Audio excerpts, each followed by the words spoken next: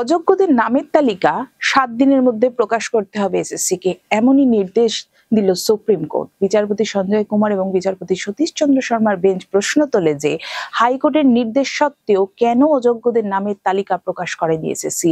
এর পাশাপাশি আদালত জানিয়েছে নতুন করে যে নিয়োগ প্রক্রিয়া শুরু হয়েছে তাতে তারা নজর রাখছেন।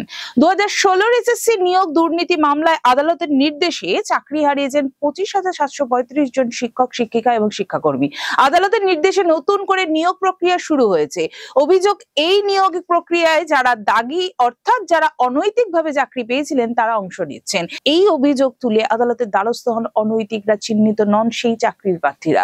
তারা আবেদন জানান নিয়োগ প্রক্রিয়া স্থগিত রাখার, কিন্তু এদিন শীর্ষ আদালত স্পষ্ট জানিয়ে দিয়েছে যে 7 থেকে 14 সেপ্টেম্বর সূচি মেনেই পরীক্ষা হবে। উল্লেখযোগ্য, সিবিআই তদন্তের অনৈতিকতায় চিহ্নিত ধরা পড়ে, কিন্তু তারপরেও হাইকোর্ট বা সুপ্রিম কোর্টে রাজ্য সরকার এবং এসএসসি যোগ্যদের তালিকা দেয়নি, যে কারণে পুরো প্যানেল বাতিল হয়ে যায়। ফলে অনৈতিকতায় চিহ্নিত না হয়েও বাকিদের চাকরি গিয়েছে।